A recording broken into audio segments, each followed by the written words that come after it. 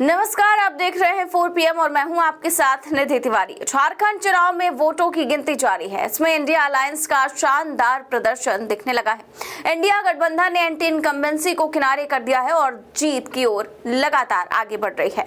BJP और NDA को यहां पर झटका लगता दिखाई दे रहा है। जेएमएम के नेतृत्व में अलायंस सत्ता में वापसी कर रहा है। इससे यह भी कहा जा सकता है कि राज्य में हेमंत सोरेन सरकार के काम को जनता ने स्वीकार किया है और अपना आशीर्वाद भी दिया है।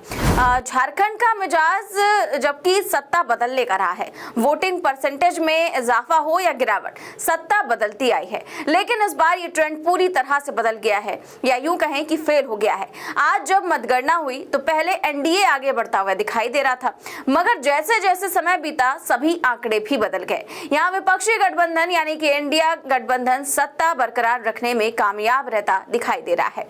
राज्य में इंडिया अलायंस की जीत के कई सारे कारण हैं, तो एक एक कर हम वो कारण भी आपको बताएंगे। तो सबसे पहले तो झारखंड में मुख्यमंत्री रहते हुए हेमंत सोरेन को गिरफ्तार किया गया था। उनके जेल जाने से लोगों में गुस्सा था और लोग इसे बीजेपी की राजनीतिक चाल के रूप में देख रहे थे। हेमंत सोरेन के जेल जाने से बीजेपी को नुकसान हुआ और आदिवासी वोटों के लिए जो बीजेपी ने चाल चली थी वो कामयाब होती नहीं दिखी। भ्रष्टाचार के आरोपों में जेएमएम के मुखिया हेमंत सोरेन का जेल जाना झारखंड वोटरों को बिल्कुल रास नहीं आया। स्थानीय आदिवासी समुदाय ने इसे भावनात्मक रूप से देख लिया और हेमंत के पक्ष में एकजुट होकर वोट किया, जिसका फायदा आज दिखाई दिया। दूसरा कारण हेमंत सोरेन का आदिवासी अस्मिता का दांव कारगर रहा। दरअसल आदिवासी समाज जेएमएम का कोर वोट बैंक है। हेमंत की गिरफ्तारी को जेएमएम ने आदिवासी अस्मिता से जोड़ दिया। जेएमएम के इस दांव से आदिवासी वोट बैंक पर हेमंत और उनकी पार्टी की पकड़ और भी ज्यादा मजबूत हुई। लोकसभा चुनाव में आदिवासी बाहुल्य इलाकों में जेएमएम और इंडिया ब्लॉक का प्रदर्शन काफी अच्छा रहा था और विधानसभा के चुनाव के रुझानों में भी आदिवासी सीटों पर जेएमएम की लीड इसी तरफ संकेत मानी जा रही है। हेमंत सोरेन ने आदिवासी पॉलिटिक्स पर अपनी पकड़ फिर से साबित की है।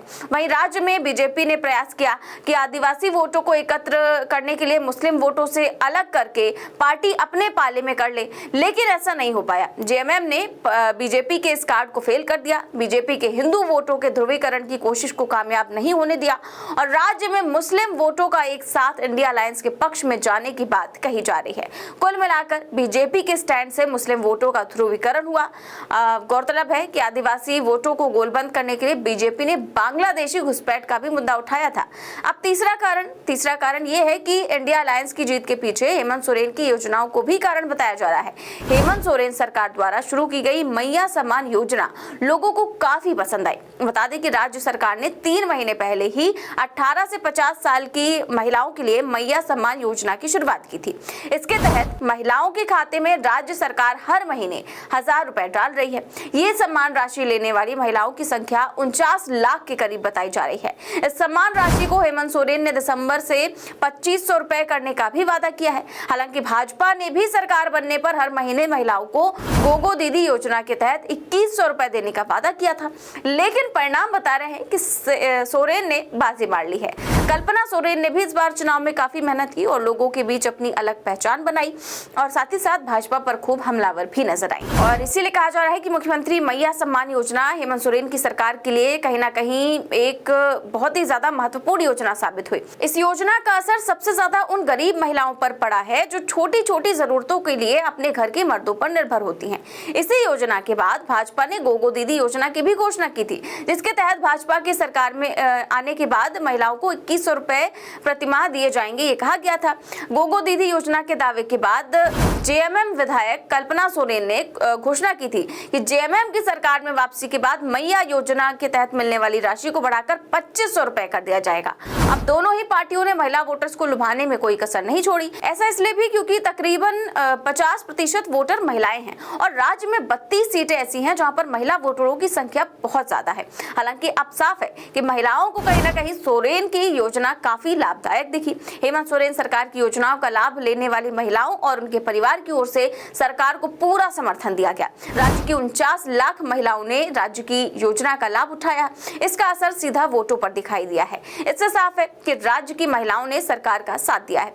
अब है चौथा कारण। तो चौथा कारण है भाजपा का बाहरी नेताओं पर दाव लगाना। दरअसल झारखंड में भाजपा के पूरे चुनाव अभियान में स्थानीय नेताओं की बजाय बाहरी नेताओं को तरजीह दी गई। इस बार बारे में मुख्यमंत्री हेमंत सोरेन की ओर से कई बार सवाल भी उठाए गए कि चुनाव अभियान के दौरान शिवराज सिंह चौहान और हेमंत बिस्व शर्मा जैसे बाहरी नेता खुले तौर पर मैदान में दिखे, वहीं स्थानीय भाजपा नेताओं में जमीनी स्तर पर वैसा उत्साह नहीं दिखा। परिणाम ये रहा कि बाहरी नेताओं की अपील से लोग भावनात्मक रूप से जुड़ नहीं सके। चाहे जितना भी हिंदू मुसलमान किया गया हो, हेमंत बिस्व शर्मा की तरफ से क्या क्या बयान दिए गए, सबने देखे, उसको लेकर खूब बवाल भी मचा, कटोगे तो बटोगे और भी तमाम तरह की चीजें की गई, लेकिन उसका भी असर कुछ नहीं दिखाई दिया। अब है पांचवा कारण। तो पांचवा कारण है चंपाई और सीता के दल बदल से मिला लाभ।